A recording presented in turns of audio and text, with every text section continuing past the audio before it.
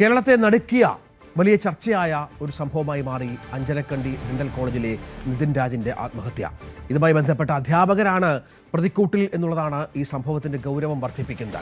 പ്രതികളായ അധ്യാപകർ ഇപ്പോഴും ഒളിവിലാണ് എന്നുള്ള വിവരങ്ങൾ പുറത്തു വരുന്നുണ്ട്. ഇന്നലെയാണ് നിതിൻ്റെ സഹപാഠികൾ ഈ അധ്യാപകർക്കെതിരെ സമാനമായ അനുഭവം തങ്ങൾക്കുമുണ്ടായി എന്ന രീതിയിലുള്ള മൊഴികളും മറ്റും നൽകിയത്. അത് വലിയ ഞെട്ടലുളവാക്കിയ പശ്ചാത്തലം പ്രധാനമായിരുന്നു. ഏതായാലും ഗുരുതര ആരോപണങ്ങൾ വിദ്യാർത്ഥികൾ ഇന്നലെ ഉയർത്തിയത് ഗൗരവമായി തന്നെ കാണണം.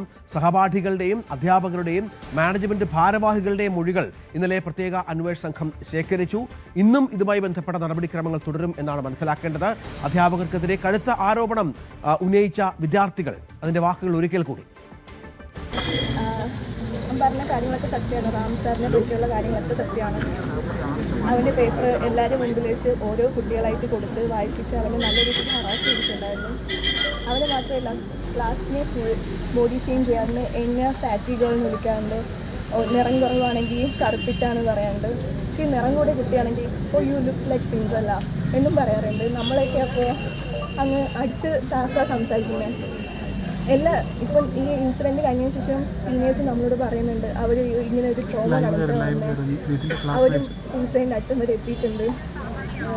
ഇതിന് മുന്നേ നമ്മൾക്ക് പറഞ്ഞു റാമെന്ന സാറുണ്ട്, എല്ലാവരും നോക്കുക, സാർ എന്താണ് പറഞ്ഞത് അത് ചെയ്യുക, സാർ അറ്റൻഡൻസ് കളയും. അതാണ് നമ്മളെത്രയും പേടി. അറ്റൻഡൻസ് ഇല്ലെങ്കിൽ എക്സാം പോലും എഴുതാൻ പറ്റത്തില്ല. ക്ലാസ്സിൽ കയറി അന്നത്തെ ദിവസം കളയും, പിറ്റേ ദിവസം കളയും, ഒരു മാസത്തെ വേണമെങ്കിൽ എങ്ങനെ കളയും. അത് പേടിച്ചിട്ട് ക്ലാസ്സിൽ പോകണേ. ക്ലാസ്സിൽ പോകുമ്പോൾ തന്നെ പറയും നിങ്ങളൊന്നും പഠിപ്പിക്കത്തൊന്നുമില്ല. മതപരമായ കാര്യങ്ങളും ബോഡി ഷേമിങ്ങും മാത്രം. 1 മണിക്കൂർ ക്ലാസ് എങ്കിൽ 55 മിനിറ്റും അത് മാത്രമേ പറയത്തുള്ളൂ. 5 മിനിറ്റ് മാത്രം ക്ലാസ് എടുത്തിട്ട് പോയി ഒന്നും പഠിപ്പിക്കാറില്ല. അങ്ങനെ പിറ്റേ ദിവസം വരുമ്പോൾ ടെക്സ്റ്റ് വായിച്ചാൽ ചോദിക്കും, പഠിപ്പിച്ചാലേ ടെക്സ്റ്റ് വായിക്കാൻ പറ്റത്തുള്ളൂ. അത് വായിച്ചില്ലെങ്കിൽ പറയും എല്ലാവരും ഇറങ്ങിപ്പോക്കോ, നിങ്ങൾക്ക് 3 മാസത്തെ അറ്റൻഡൻസ് ഇല്ല എന്ന് പറയും. അറ്റൻഡൻസ് ഇല്ലെങ്കിൽ എക്സാം പോലും എഴുതാൻ പറ്റത്തില്ല. എന്ത് പറഞ്ഞാലും ഒന്ന് പറഞ്ഞ് രണ്ടിന് അറ്റൻഡൻസാണ് കളയുന്നത്. അവനെ നന്നായിട്ട് ഹറാസ് ചെയ്യുന്ന അവൻ ടാർഗറ്റായിരുന്നു സാറിൻ്റെ. ക്ലാസ്സിൽ വെച്ച് അവനോട് മീറ്റിങ്ങിന് എന്താ വരാത്തേ ചോദിച്ചു പാരൻസ്. അപ്പോൾ പറഞ്ഞു അമ്മയ്ക്ക് വയ്യ, സർജറി കഴിഞ്ഞിട്ടേ ഉള്ളൂ പറഞ്ഞു. അപ്പോൾ പറഞ്ഞു എൻ്റെ അമ്മയ്ക്ക് കാലിന് കുഴപ്പമൊന്നുമില്ലല്ലോ, വരാൻ പറ്റത്തില്ലേ ചോദിച്ചു. അങ്ങനെ അവനോട് എന്ത് പറഞ്ഞു, എന്നാൽ നിൻ്റെ ഓർഗനും കൂടെ നീ കളഞ്ഞോ എന്നുള്ള രീതിയിലൊക്കെ അവനോട് സംസാരിച്ചിട്ടുണ്ടായിരുന്നു. എന്നിട്ട് ക്ലാസ്സിലിരിക്കുന്ന കുട്ടിയെ വേറെ കുട്ടി കൊണ്ട് അടുപ്പിക്കുക, അടിച്ച് ശരിയായില്ലെങ്കിൽ ചോദിക്കും നീ എന്താ ട്രാൻസ്ജെൻഡർ ആണോ, ഗേ ആണോ എന്നൊക്കെയാണ് ചോദിക്കുന്നത്. നമുക്കൊന്നും മിണ്ടാൻ പറ്റത്തില്ല അവിടെ. ഞങ്ങൾക്കിപ്പോൾ കംപ്ലയിൻറ്റ് ചെയ്തിട്ടില്ല എന്ന് തന്നെ പറയാം. പേടിച്ചിട്ടാണ് കംപ്ലയിൻറ്റ് ചെയ്യുമ്പോൾ പിന്നെ സാർ അറിഞ്ഞിട്ട് എന്താ ഇനി പറയാൻ പോകുന്നത്, ഇനി നമ്മൾ എന്താ ചെയ്യാൻ പോകുന്നത്, നമ്മൾ എക്സാം തോൽപ്പിക്കും, 5.5 വർഷത്തെ കോഴ്സ് 10 വർഷം 12 വർഷം ഇരിക്കേണ്ടി വരും. അപ്പോൾ ഒരു ടെൻഷൻ കാരണം ആരും ഒന്നും ചെയ്യാറില്ല. സാറിന് സസ്പെൻഷൻ എന്തോ കഴിഞ്ഞ വർഷം എന്തോ കിട്ടിയിട്ടുണ്ടായെന്ന് പറഞ്ഞു. സാറ് ക്ലാസ്സിൽ പറയാറുണ്ട് എനിക്ക് സസ്പെൻഷൻ കിട്ടിയാലൊന്നുമില്ല, അതിനെക്കാട്ടി ഞാൻ ഊർജ്ജത്തോടെ ഞാൻ ക്ലാസ്സിൽ വരും, നിങ്ങൾ കംപ്ലയിൻറ്റ് ചെയ്തോ, എന്താണെന്ന് വെച്ചാൽ കംപ്ലയിൻറ്റ് ചെയ്തോ, എനിക്ക് കുഴപ്പമില്ല. ക്ലാസ്സിൽ പബ്ലിക്കായിട്ട് പറഞ്ഞിട്ടുണ്ട് ഞാൻ ഒരാളെ കൊന്നിട്ടുണ്ട്, എല്ലാം സത്യമാണ്. ആ കുട്ടി പറഞ്ഞതൊക്കെ സത്യമാണ്, ഇതൊന്നും കള്ളത്തരം ഒന്നുമില്ല. ഇതിൻ്റെ അച്ഛൻ്റെയും അമ്മയുടെയും മൊഴി ഇന്നലെ പോലീസ് രേഖപ്പെടുത്തിയിരുന്നു. അവരും അധ്യാപകർക്കെതിരെ കുട്ടി പലപ്പോഴും ഇത്തരം കാര്യങ്ങൾ പങ്കുവച്ചിട്ടുണ്ട് എന്നത് അന്വേഷണ സംഘത്തെ ബോധ്യപ്പെടുത്തിയിട്ടുണ്ട്. വകുപ്പ് മേധാവി അടക്കമുള്ള 2 പ്രതികൾക്കായി അന്വേഷണം ഊർജിതമാക്കിയിരിക്കുകയാണ്. ഇവരുടെ ഫോൺ സ്വിച്ച് ഓഫ് ആണ്. ജാതി അധിക്ഷേപത്തിനും റാഗിങ്ങിനും ഒപ്പം നിതിൻ രാജിൻ്റെ മരണത്തിന് പിന്നിൽ ലോണാപ്പ് മാഫിയയുടെ ഭീഷണിയും കാരണമായിട്ടുണ്ടോ എന്നും പോലീസ് പരിശോധിക്കുന്നുണ്ട്. ഇതിനകത്തൊരു പ്രശ്നമുള്ളത് ഈ അധ്യാപകരും കോളേജും മറ്റും ഇത്തരത്തിൽ ലോണാപ്പ് മാഫിയ മാത്രമാണ് ഇതിന് പിന്നിൽ എന്ന് ചിത്രീകരിക്കാൻ ശ്രമിക്കുന്നു എന്നുള്ളത് വളരെ പ്രധാനപ്പെട്ട ഒരു ആരോപണവുമായി കുടുംബം മുന്നോട്ട് വച്ചിട്ടുണ്ട്. ഡാൻ കുര്യൻ ചേരുകയാണ്. ഡാന്, ഇതിപ്പോൾ പോലീസിൻ്റെ അന്വേഷണം കാര്യമായി പുരോഗമിക്കുന്നുണ്ട്. പക്ഷേ ഈ പ്രതികളായ അധ്യാപകരെ കിട്ടണം, അതാണ് പ്രധാനം. അന്യസംസ്ഥാനക്കാരാണ് ഒക്കെയാണ് ഇവർ. അന്വേഷണം മറ്റ് സംസ്ഥാനങ്ങളിലേക്കും വ്യാപിപ്പിക്കേണ്ടതുണ്ട്. ഇപ്പോൾ ഏറ്റവും ഒടുവിൽ ലഭിക്കുന്ന പോലീസ് പങ്കുവെക്കുന്ന വിവരങ്ങൾ നമുക്ക് ലഭ്യമാണോ?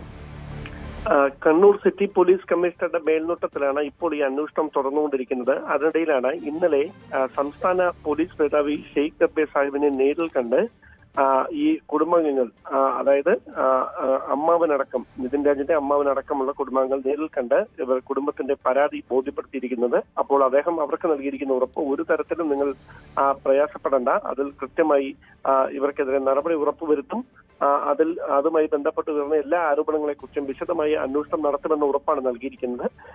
അന്വേഷണ സംഘം ഇന്നലെ കണ്ണൂരിൽ നിന്നുള്ള പ്രത്യേക അന്വേഷണ സംഘം വീട്ടിലെത്തി മാതാപിതാക്കളുടെ അടക്കം മൊഴി രേഖപ്പെടുത്തിയിരുന്നു. അതോടൊപ്പം ഇനി സഹപാഠികളുടെ മൊഴി രേഖപ്പെടുത്തുന്ന നടപടികളിലേക്കായിരിക്കും പോലീസ് കടക്കുക എന്ന വിവരങ്ങളാണ് ലഭിക്കുന്നത്. അങ്ങനെയെങ്കിൽ ഈ വ്യക്തിഹത്യ നടത്തുന്ന തരത്തിലുള്ള പരാമർശങ്ങൾ ഈ അധ്യാപകരുടെ ഭാഗത്ത് നിന്ന് ഉണ്ടായിട്ടുണ്ട് എന്ന് പരസ്യമായി തന്നെ സഹപാഠികളടക്കം ആവർത്തിക്കുന്ന ഒരു സാഹചര്യത്തിൽ ആ മൊഴി നിർണായകമാകും. അതോടൊപ്പം നേരത്തെ സൂചിപ്പിച്ച പോലെ ഈ ലോൺ ആപ്പുമായിട്ട് ഉയർന്നു വന്ന ആരോപണങ്ങൾ അല്ലെങ്കിൽ അതുമായി ബന്ധപ്പെട്ട് തുടർച്ചയായി ഫോണിൽ വിളിച്ച് ഈ ലോൺ തിരിച്ചടയ്ക്കാത്തതിനെ തുടർന്ന് ഭീഷണിപ്പെടുത്തിയിരുന്നു എന്ന തരത്തിലുള്ള കാര്യങ്ങളെക്കുറിച്ചുള്ള അന്വേഷണവും കൂടി നടക്കുന്നുണ്ട്. അതിൽ ഈ ഒരു അധ്യാപികയുടെ ഫോൺ നമ്പർ എങ്ങനെ ഈ ലോൺ ആപ്പിന്റെ കയ്യിൽ കിട്ടി, ഈ ലോൺ ആപ്പ് സംഘത്തിന്റെ കയ്യിൽ എങ്ങനെയാണ് നമ്പർ കിട്ടിയത്, അത് നിതിൻ രാജ് സ്വമേധയാ നൽകിയതാണോ അതോ ഫോൺ ഹാക്ക് ചെയ്ത് ഈ സംഘം അത് കൈവശപ്പെടുത്തിയതാണോ എന്നതടക്കമുള്ള കാര്യങ്ങൾ സൈബർ സെല്ലിന്റെ കൂടി സഹായത്തോടെയാകും പരിശോധന നടത്തുക. എന്തായാലും വിശദമായ പരിശോധനയാണ് നടന്നുകൊണ്ടിരിക്കുന്നത്. വൈകാതെ തന്നെ ഈ ആത്മഹത്യയിലേക്ക് നയിച്ച യഥാർത്ഥ കാരണം എന്താണ് എന്ന് കണ്ടെത്താൻ കഴിയുമെന്ന പ്രതീക്ഷയിലാണ് പ്രത്യേക അന്വേഷണ സംഘം. നമുക്ക് ഈ ലോൺ ആപ്പുമായുള്ള കാര്യങ്ങൾ നേരത്തെ തന്നെ വന്നിരുന്നല്ലോ ഡാന്. കാരണം മെസ്സേജുകളുണ്ട്, ഭീഷണികളുണ്ട്. ഈ അധ്യാപികയ്ക്കും ഇതുമായി ബന്ധപ്പെട്ട് കോളുകളൊക്കെ വന്നിട്ടുണ്ട് എന്നുള്ള വിവരങ്ങൾ പോലീസ് പങ്കുവച്ചിരുന്നു. എൻ്റെ വിശദാംശങ്ങളൊക്കെ പുറത്തു വന്നിരുന്നു. പക്ഷേ കേവലം അതിൽ മാത്രം കേന്ദ്രീകരിച്ചുകൊണ്ട് അന്വേഷണം നടത്തിക്കുക എന്നുള്ള ലക്ഷ്യം ഈ അധ്യാപകർക്കുണ്ട് എന്നുള്ള പരാതിയും കുടുംബത്തിലുണ്ട്. പോലീസ് അത് ഗൗരവമായി ഈ ലോൺ ആപ്പ് മാത്രമാണ് തരത്തിലേക്കൊന്നും കാര്യങ്ങൾ എത്തിച്ചിട്ടില്ലല്ലോ അല്ലേ? റാഗിങ്ങും അതോടൊപ്പം ഈ പ്രത്യേകിച്ച് റാം എന്ന അധ്യാപകന്റെ ഭാഗത്ത് നിന്ന് ഉണ്ടായ പരാമർശങ്ങൾ അടക്കം വലിയ തരത്തിൽ മാനസികമായി നിതിൻ രാജിനെ തളർത്തിയിരുന്നുവെന്ന് നേരത്തെ തന്നെ കുടുംബം മൊഴി നൽകിയതാണ്. അവർ പരസ്യമായി അത് പ്രതികരിച്ചതാണ്. അത് ഇന്നലെ അന്വേഷണ സംഘത്തിന് മുമ്പിലും അവർ ആവർത്തിച്ചിട്ടുണ്ട്. ഈ കാര്യങ്ങൾ വ്യക്തമാക്കുന്ന നിതിൻ രാജിന്റെ ഒരു ശബ്ദ സന്ദേശം കഴിഞ്ഞ ദിവസം പുറത്തു വന്നിരുന്നു. ആ ശബ്ദ സന്ദേശം എപ്പോൾ എടുത്തതാണ് അല്ലെങ്കിൽ അത് എപ്പോഴത്തെ ശബ്ദ സന്ദേശമാണ് എന്നതടക്കമുള്ള കാര്യങ്ങൾ ഈ സൈബർ ഫോറൻസിക് സംഘത്തെ കൊണ്ട് അന്വേഷിപ്പിക്കുമെന്നാണ് സിറ്റി പോലീസ് കമ്മീഷണർ വ്യക്തമാക്കിയിരിക്കുന്നത്. അതായത് ഇത് തുടർച്ചയായി ഈ സംഭവം ഇങ്ങനെ ആവർത്തിക്കപ്പെട്ടിരുന്നോ അതോ എപ്പോഴെങ്കിലും ഒറ്റപ്പെട്ട ഒരു സംഭവമായിരുന്നു ഇത് എന്നതടക്കമുള്ള കാര്യങ്ങൾ ഉറപ്പുവരുത്തുന്നതിനാണ് അങ്ങനെ പരിശോധന നടത്തുന്നത്. പക്ഷേ ആ മൊഴിയെടുത്തതിന് ശേഷമാണ് കൂടുതൽ സഹപാഠികൾ സമാനമായ ദുരനുഭവം അധ്യാപകന്റെ ഭാഗത്തുനിന്ന് തങ്ങൾക്ക് നേരിടേണ്ടി വന്നിട്ടുണ്ട് എന്ന് വ്യക്തമാക്കി രംഗത്തെത്തിയിരിക്കുന്നത്. അങ്ങനെ ഒരു പശ്ചാത്തലത്തിൽ വിശദമായ ഒരു അന്വേഷണത്തിലേക്ക് തന്നെയാണ് പോലീസ് കടക്കുന്നത്. അതിന്റെ ഭാഗമായാണ് ഇന്നലെ കണ്ണൂരിൽ നിന്നുള്ള പ്രത്യേക അന്വേഷണം ഈ വീട്ടിലെത്തി ഇതിന്റെ മാതാപിതാക്കളുടെയും കുടുംബാംഗങ്ങളുടെയും ഒക്കെ മൊഴി രേഖപ്പെടുത്തിയിരിക്കുന്നു. ഇനി അവർ സഹപാഠികളുടെ മൊഴി രേഖപ്പെടുത്താനുള്ള നീക്കത്തിലേക്കായിരിക്കും കടക്കുക. അധ്യാപകരെയും അതോടൊപ്പം ഇവരെ ഒളിവിൽ പോയിരിക്കുന്ന 2 വകുപ്പ് മേധാവി അടക്കമുള്ള 2 പേർക്ക് വേണ്ടിയുള്ള തിരച്ചിലും ഊർജിതമായി പുരോഗമിക്കുകയാണ്. പക്ഷെ അവരുടെ മൊബൈൽ ഫോൺ സ്വിച്ച് ഓഫ് ചെയ്ത നിലയിലാണ് എന്നാണ് ഇപ്പോൾ ലഭിക്കുന്ന സൂചന. അതാണ് വിവരം. ഡാൻ കുര്യൻ വിവരങ്ങൾ പങ്കുവയ്ക്കുകയാണ്. അരുൺ മോഹൻ കൂടി ചേരുന്നുണ്ട്. അരുണ്, ഈ കുടുംബം DGPക്ക് പരാതി നൽകിയിട്ടുണ്ട്. അതിൽ അവർ ഇത്തരം ഗൗരവതരമായ കാര്യങ്ങൾ ചൂണ്ടിക്കാണിച്ചിട്ടുണ്ട്. ഇന്നലെയൊക്കെ നമുക്കറിയാം തുടർച്ചയായി സഹപാഠികൾ വീട്ടിലെത്തിയിരുന്നു. അവർ നേരത്തെ തുറന്നു പറയാതിരുന്ന പല കാര്യങ്ങളും പേടികൊണ്ടും മറ്റും, അത് അറ്റൻഡൻസ് ഷോർട്ടേജ് ഉണ്ടാക്കും, ഇവരുടെ പഠനം തടസ്സപ്പെടുത്തുമെന്നൊക്കെയുള്ള ഭയം കൊണ്ട് ഇവർ തുറന്നു പറയാതിരുന്ന പല കാര്യങ്ങളും ഈ അധ്യാപകരുമായി ബന്ധപ്പെട്ട് അതവർ തുറന്നു പറയുകയാണ്. അതിനിരയായി നിതിൻ മാറി എന്ന് മാത്രം. നിതിൻ്റെ മരണം വേണ്ടി വന്നു അവരുടെ വിഷമങ്ങൾ പുറം ലോകം അറിയാൻ എന്നുള്ളതാണ് ഏറ്റവും വിഷമകരമായ ഒരു കാര്യം. അരുൺ, ഈ സഹപാഠികൾ പറയുന്നതനുസരിച്ച് വലിയ പീഡനങ്ങൾ, വലിയ പ്രതിസന്ധികൾ അവർ ആ കോളേജിൽ അനുഭവിച്ചു എന്ന് തന്നെയല്ലേ? തീർച്ചയായും രഞ്ജിത്ത്, നമുക്ക് അങ്ങനെ തന്നെ വിലയിരുത്താം. കാരണം ഇന്നലെ പാലോട് സ്വദേശികളായ അർച്ചന, കീർത്തന എന്നീ സഹപാഠികളാണ് നിറകണ്ണുകളോടെയും വിറയ്ക്കുന്ന വാക്കുകളോടെയും ഈ പറയുന്ന നിതിൻ രാജിന്റെ വീട്ടിലെത്തി നമ്മളോട് ഈ പറയുന്നത്. കേട്ടു നിൽക്കുന്നവർക്ക് പോലും ഭയം തോന്നുന്ന തരത്തിലുള്ള, കേരളത്തിലുള്ള നടക്കുന്ന ഒരു സംഭവമാണോ എന്ന് തോന്നുന്ന തരത്തിലുള്ള വാക്കുകളാണ് ഈ കുട്ടികളിൽ നിന്നും നമുക്ക് മനസ്സിലാക്കാൻ കഴിയുന്നത്. റാം എന്ന അധ്യാപകൻ, തന്റെ പ്രൊഫസർ, അദ്ദേഹം ഒരു അധ്യാപകൻ എന്ന് വിളിക്കാൻ പറ്റാത്തൊരു സാഹചര്യത്തിലാണ് അദ്ദേഹം ഉള്ളത്. അത്ര മൃഗമാണ് എന്ന് തുറന്നടിക്കുന്ന ഒരു അവസ്ഥയിലാണ് ഈ കുട്ടികൾ. നിറകണ്ണുകളുടെ ഒരു അവസരം കിട്ടിയപ്പോൾ അല്ലെങ്കിൽ മാധ്യമങ്ങളുടെ മുമ്പിൽ തങ്ങൾക്ക് ഇനി ഒരു രക്ഷ വേണമെന്നുള്ള ഒരു വാക്കുകളിൽ നിന്നുകൊണ്ട് പറയുന്ന ഒരു അവസ്ഥയായിരുന്നു നമുക്ക് കാണാൻ കഴിഞ്ഞത്. ഈ പറയുന്ന അധ്യാപകൻ മൃഗമാണ്. കാരണം കുട്ടികളെ അത്രമാത്രം ഹറാസ് ചെയ്യുന്ന ഒരു സാഹചര്യം. അവിടെ വർണ്ണവിവേചനത്തിന്റെ അവസാന വാക്ക് എന്ന ഒരു അർത്ഥം വേണമെങ്കിൽ നമുക്ക് റാമിനെ കുറിച്ച് പറയാം. കാരണം അത്രമാത്രം മൃഗീയമായ വാക്കുകളാണ് പറയുന്നത്. കറുത്ത നിറമുള്ളവരെ അത്രമാത്രം മോശമായി പറയുന്നു. വെളുത്തിരിക്കുന്ന കുട്ടികളെ അത്തരത്തിൽ അവരെ മറ്റു പദപ്രയോഗങ്ങളോട് പറയുന്ന ഒരു വല്ലാത്തൊരു മാനസിക അവസ്ഥയിൽ കൂടെ സഞ്ചരിക്കുന്ന ഒരു ഡോക്ടർ അല്ലെ ഒരു അധ്യാപകൻ എന്നുള്ള രീതിയിലാണ് ഈ കുട്ടികൾ നമ്മളോട് പ്രതികരിച്ചത്.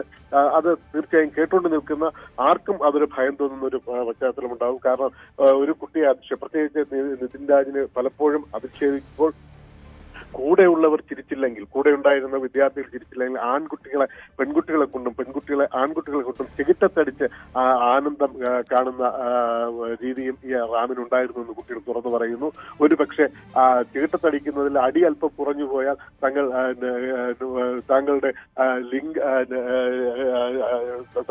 തങ്ങളെ കുറിച്ച് മറ്റും ചില മോശമായ പദപ്രയോഗങ്ങൾ ഉപയോഗിച്ച് പറയാറുണ്ട് എന്നും ഈ കുട്ടികൾ പറയുന്നു. വളരെ സങ്കടകരമായാണ് കുട്ടികൾ വന്നത്. തങ്ങൾക്ക് താങ്ങാൻ പറ്റുന്നില്ല ഇതിന്റെ വിയോഗം. ഇവിടെ വന്ന് പറയുമ്പോൾ എങ്ങനെ പ്രതികരിക്കും എന്നുള്ളതാണ് ഒരു ഭയത്തെ കൊടുക്കാണ് ഇതുവരെ കുട്ടികൾ വരാതിരുന്നത്. ഈ പറയുന്ന ആരും ഇവിടെ വന്നില്ല എന്നുള്ള ചില ആക്ഷേപങ്ങൾ ഉയർന്നപ്പോൾ ഉണ്ടായിരുന്ന ചോദ്യം നമുക്ക് എത്താനുള്ളൊരു ഭയമുണ്ടായിരുന്നു. പക്ഷേ എന്നാലും നമുക്ക് ഇനി ഭയമില്ല. കാരണം നമുക്കിത് തുറന്നു പറയണം, ഇതിനൊരു നീതി വേണം എന്നുള്ളൊരു ഉറപ്പിലും വിശ്വാസത്തിലുമാണ് ഈ കുട്ടികൾ ഇന്നലെ മാധ്യമങ്ങൾക്ക് മുമ്പിൽ തുറന്നടിച്ചത്. നിറകണ്ണുകളോടെയാണ് തുറന്നടിച്ചത്. തീർച്ചയായും ഇന്നലെ ആ കുട്ടികൾ പല കാര്യങ്ങളും ഇന്നലെ സഹപാഠികൾ നിതിൻ്റെ വീട്ടിലെത്തി മാതാപിതാക്കളെ കണ്ടിരുന്നു. പല കാര്യങ്ങളും മാധ്യമങ്ങളോട് അവർ തുറന്നു പറഞ്ഞപ്പോൾ കേരളം ഞെട്ടലോടെയാണ് കേട്ടത്. കേരളത്തിലെ ഒരു കോളേജിൽ ഇത്തരം കാര്യങ്ങൾ സംഭവിക്കുമോ എന്നുള്ളതാണ് നമ്മളൊക്കെ ഞെട്ടലോടെ കേട്ടത്. കുഴമലക്കയിലെ വാടക വീട്ടിലാണ് നിതിനും കുടുംബവും താമസിച്ചിരുന്നത്. അവിടെ മകൻ്റെ പുസ്തകങ്ങൾക്കും വസ്ത്രങ്ങൾക്കും അരികിലിരുന്ന് വിങ്ങുകയാണ് അമ്മ ലതയും അച്ഛൻ രാജനും. കാരണം അത്രത്തോളം വലിയ പ്രതീക്ഷയിൽ ആ കുഞ്ഞിനെ പഠിപ്പിച്ചിരുന്ന മാതാപിതാക്കളാണ് അത്. അവനും വലിയ മിടുക്കനായിരുന്നു. അവൻ്റെ മാതാപിതാക്കളൊക്കെ അവൻ്റെ അധ്യാപകരൊക്കെ ഇതുമായി ബന്ധപ്പെട്ട് സംസാരിക്കുന്നതൊക്കെ നമ്മൾ കേട്ടതാണ്. നിതിൻ്റെ പഴയ പാഠപുസ്തകങ്ങളൊക്കെ അവിടെ മുറിയിൽ അടുക്കി വെച്ച കാഴ്ചയൊക്കെ നമ്പരമായി മാറുന്ന പശ്ചാത്തലമുണ്ട്. ഇത് മാത്രമല്ല, കേവലം BDSൽ മാത്രം ഒതുങ്ങാതെ വീണ്ടും എൻട്രൻസ് റിപ്പീറ്റ് ചെയ്ത് MBBS പോകണമെന്ന് ആഗ്രഹമുള്ള അത്രത്തോളം ഒരു വിഷനുള്ള ഒരു കുട്ടിയെ കൂടിയാണ് രണ്ട് അധ്യാപകർ ചേർന്ന് കൊലയ്ക്ക് കൊടുത്തത് എന്ന കാര്യത്തിൽ വലിയ സങ്കടമുണ്ട്. നമുക്ക് അതിൻ്റെ വിശദാംശങ്ങളാണ് അരുൺ നൽകിയത്.